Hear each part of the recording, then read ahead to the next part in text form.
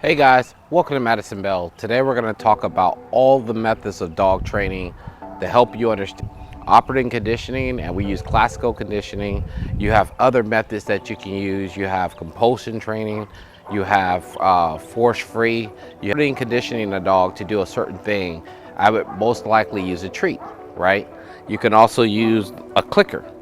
So I could use this clicker, and whenever I click it, the dog would think something great was going to happen, right? Because every time I clicked it, the dog sit,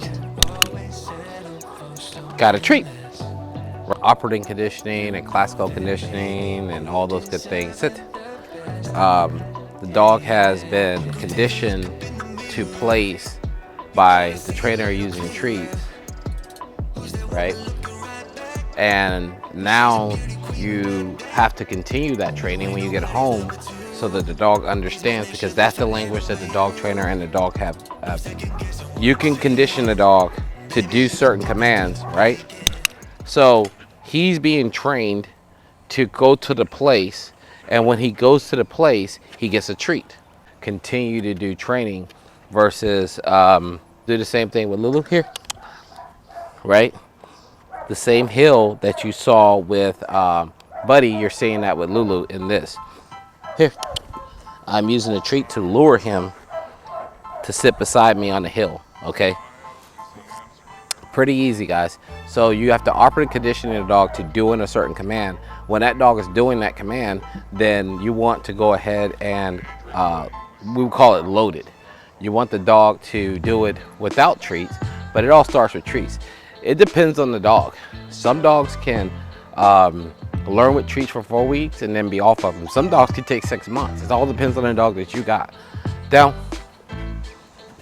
But if there's no reward for doing the commands, then the dog's not going to do them.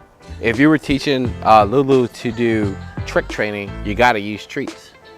You can't get away from that, because this is the only form of communication that I have with this dog to get them to understand it's okay to do this thing, right? So if I don't have any other way to manipulate Lulu to do this stuff, he's not gonna do it. I can't just tell him. I have to show him, and using treats is how I show him. And then later on, I tell him to do it. He's been conditioning to do it with treats for so long, he does it without treats. That's kind of how that works, guys. Lulu, up, sit. Good boy.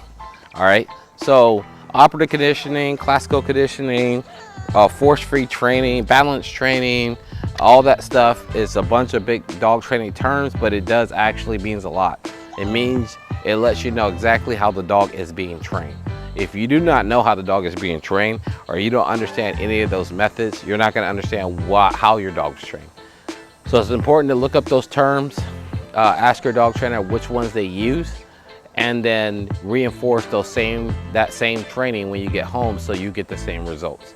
I'm Rodriguez Carter, this is Madison Bell. You guys be good. Run your dog, not your mouth.